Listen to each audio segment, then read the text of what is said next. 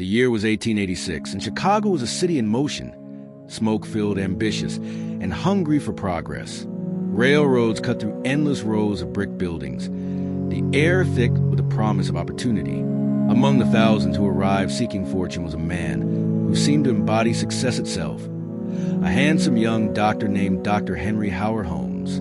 To the world, he was polished and soft-spoken, with a charming smile that disarmed even the most cautious soul. But behind that veneer was Herman Webster Mudgett, a man whose mind was a labyrinth darker than the city's alleys. From an early age, he had been fascinated with anatomy, not from a desire to heal, but to understand the mechanics of death. When Holmes stepped into Chicago, he saw more than business potential. He saw a perfect hunting ground. The city was expanding rapidly, filled with strangers and drifters whose disappearances would go unnoticed. Within months, he took a job at a local pharmacy in Englewood. After charming the elderly owner, he eventually gained control of the store and began dreaming of something far grander across the street, a structure that would make him rich and feed his monstrous curiosity. He began building what he called a hotel for the upcoming 1893 World's Fair, promising fine rooms and modern comforts. But his blueprints told a different story. Every hallway, every wall, every bolt was part of a macabre design. The first floor would hold shops and offices, perfectly innocent in appearance. But above, he planned a maze of secret chambers, windowless rooms, false doors, and stairways that led nowhere. There were trapdoors, hidden chutes leading straight to the basement, and gas pipes concealed behind wallpaper. Holmes personally oversaw every stage of construction. He hired teams of workers, then abruptly fired them, ensuring no one ever saw the full design. New builders were brought in weekly, each instructed to complete small, confusing tasks. One would install a wall where another had just built a hallway. Another would brick up a door. When they questioned the odd plans, Holmes smiled and paid them promptly, his soft voice never betraying intent. By the time the last brick was laid, the building stood 3 stories tall, its dark outline looming over 63rd Street. Locals nicknamed it the Castle. At first glance, it looked like any other large boarding house. But inside, it was an engineer's nightmare and a killer's paradise. One hallway turned abruptly into a dead end. Another opened to a brick wall. Some rooms were soundproof. Others were airtight. Several doors could only be locked from the outside. Holmes' private office held a large walk-in vault, its steel door fitted with gas lines. He would later call it the safe room. For those inside, it was anything but safe. The basement was the final layer, a workshop of horror. A large furnace, a dissecting table, acid vats, and lime pits were arranged neatly, like a doctor's instruments. Holmes claimed it was for scientific research. In truth, it was where his victims vanished forever. Holmes' first known victims were women, many of them young, alone, and seeking work in the bustling city. He offered them jobs as clerks, secretaries, or assistants. They were often flattered by his attention. He had a way of speaking that made people feel seen, important, chosen. To many, he seemed a respectable gentleman with refined manners, a rarity in a rough city. Once employed, they were drawn deeper into his web.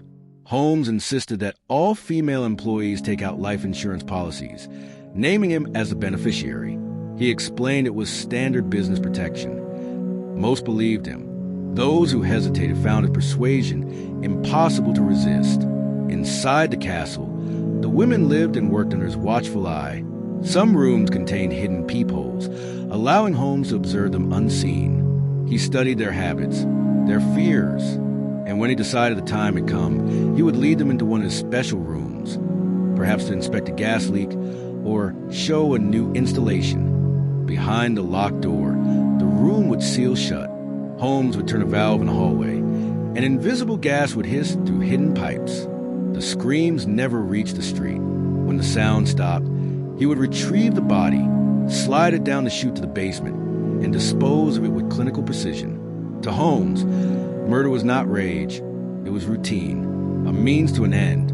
Bodies became income, death became efficiency. He sold skeletons to medical schools, stripped flesh in acid, and burned what remained in his furnace.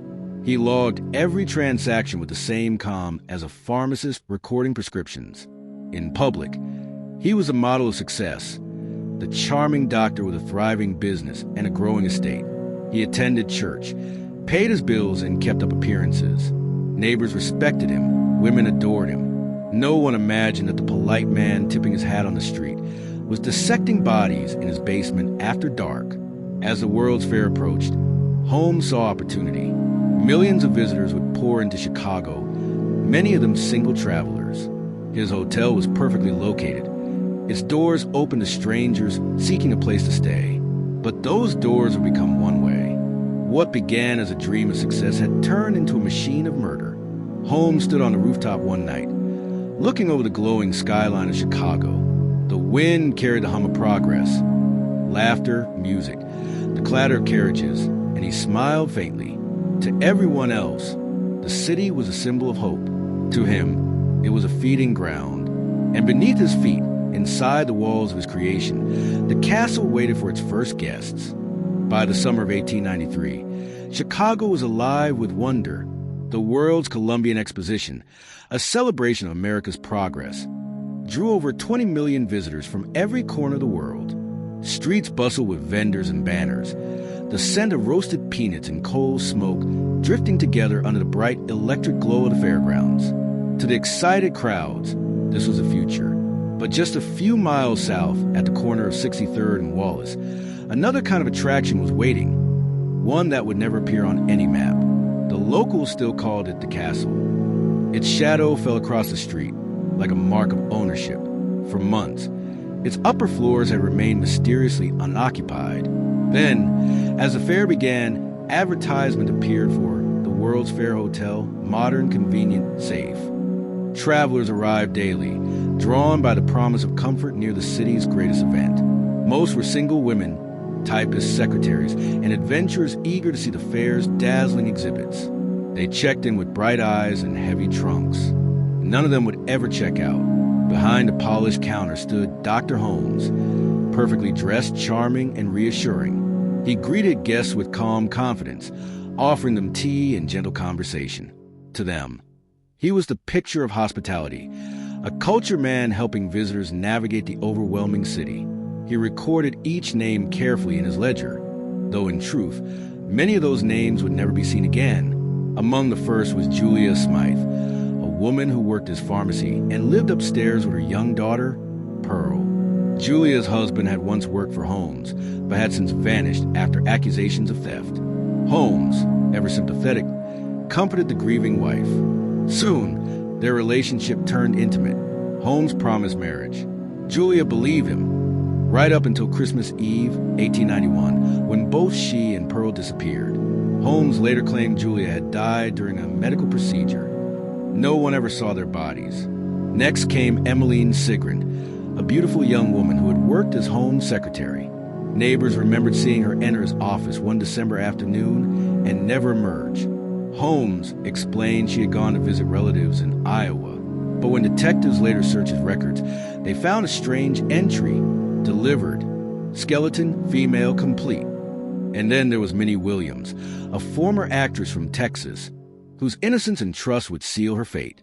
Holmes had met her months before the fair, charming her into transferring ownership of a valuable property in Fort Worth to him under the pretense of marriage. When Minnie moved into the castle, she brought along her sister, Nanny, to join the celebration of her upcoming wedding. Within a week, both women were gone. Holmes claimed they had returned home suddenly, but letters sent to their family never arrived.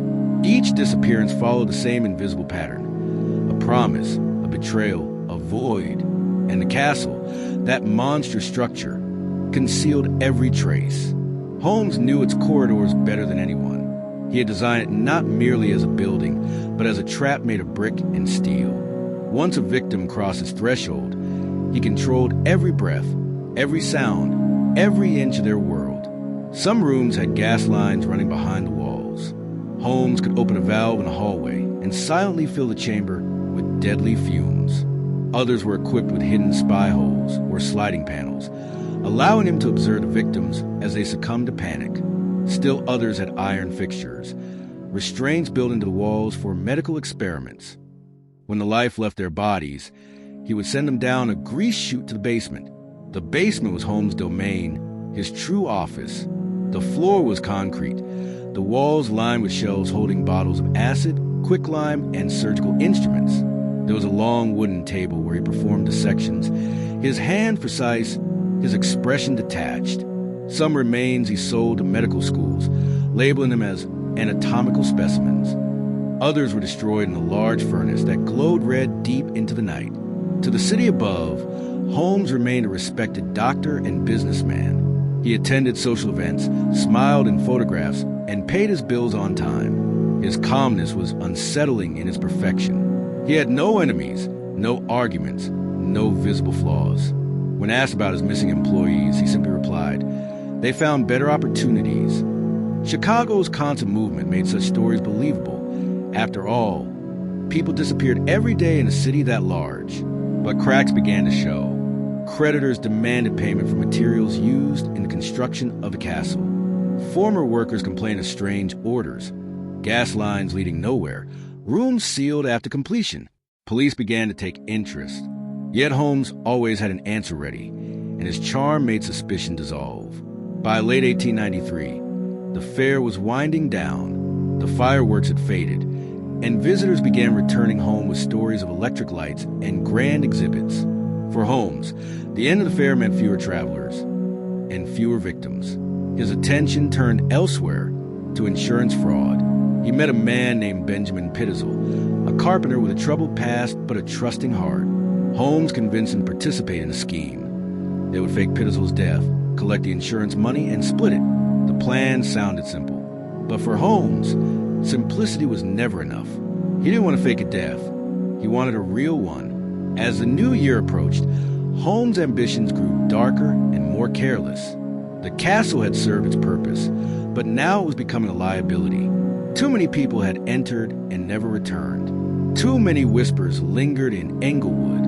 One cold winter night, Holmes stood in the empty hallway of his creation. The gaslights flickered, casting long shadows across the walls. The air smelled faintly of chemical burn and decay. He ran his gloved hand along the smooth brick and smiled faintly. To anyone else, it was a building. To him, it was a masterpiece, a place where science, death, and business became one. But what he didn't know was that his greatest creation, the castle itself, would soon become the very evidence that destroyed him. The fair had ended, but the horror had just begun. When the smoke of the World's Fair finally cleared, Chicago exhaled, but the ghost left behind on 63rd Street refused to fade. The castle, once the pride of Dr. Holmes' success, now stood eerily empty. Windows were shuttered, the hallways silent, and the scent of chemicals still clung to its walls. Neighbors had long whispered about strange noises at night, groans, the hiss of pipes, the smell of burning flesh. But in a city where crime was constant, curiosity quickly became fear. Few dared to go near. Holmes, meanwhile, had vanished. He'd left Chicago behind, drifting from city to city under new aliases, running small scams and selling fake inventions.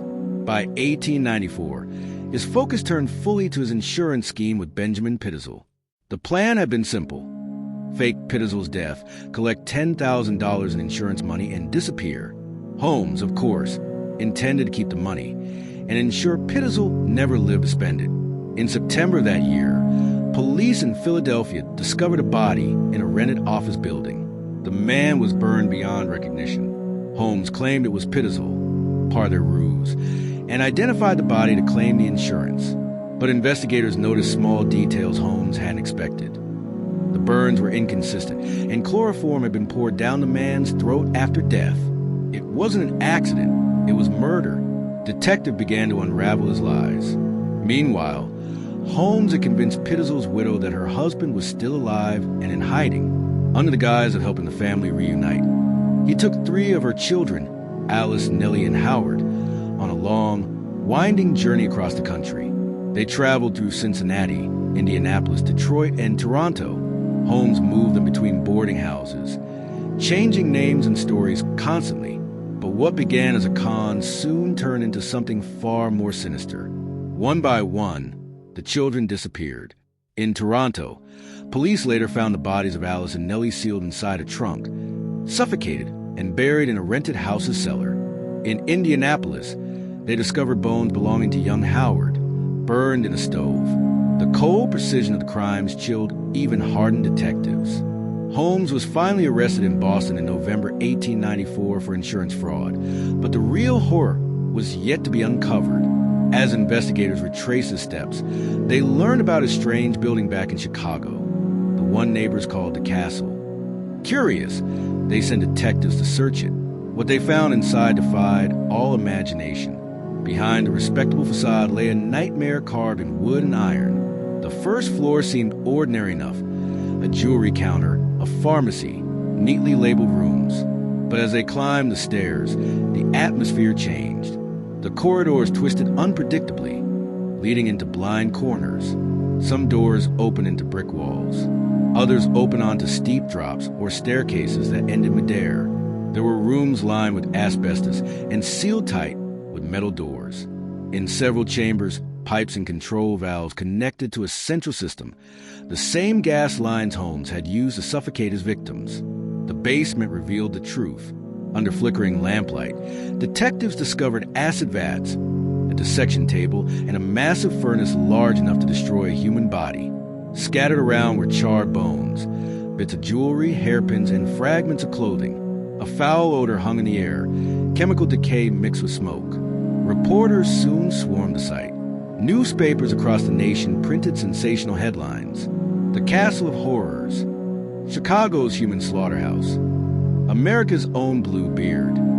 The public was both horrified and fascinated. The idea that such evil could hide behind the face of polite, educated doctors shook the nation to its core.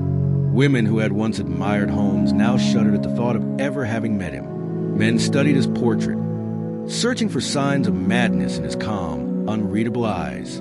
Holmes was extradited to Philadelphia to stand trial for the murder of Benjamin Pitzel. The evidence was overwhelming, and yet he remained eerily calm. He acted as his own attorney, cross-examining witnesses with confidence and charm.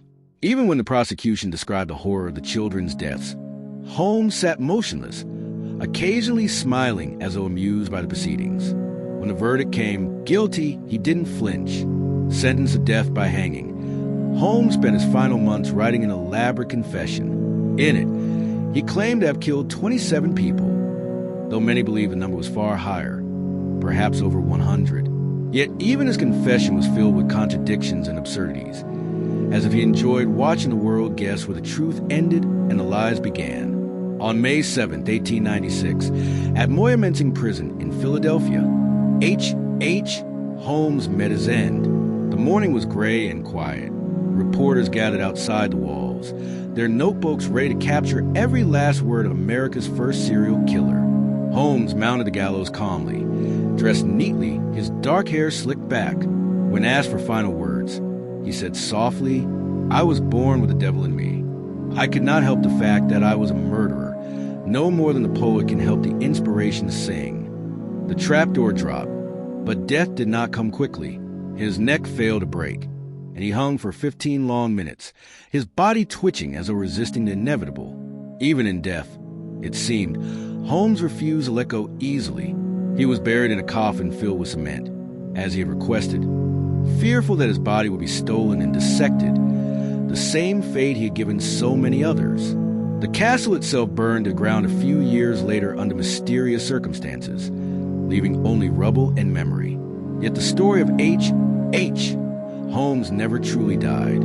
His name became legend, his crimes a blueprint for countless tales of psychological horror. Writers and historians would later call him America's first serial killer.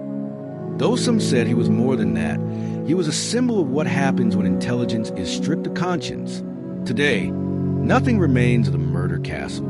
The site is home to a post office, the walls silent and ordinary, but those who walk past late at night still speak of strange sounds.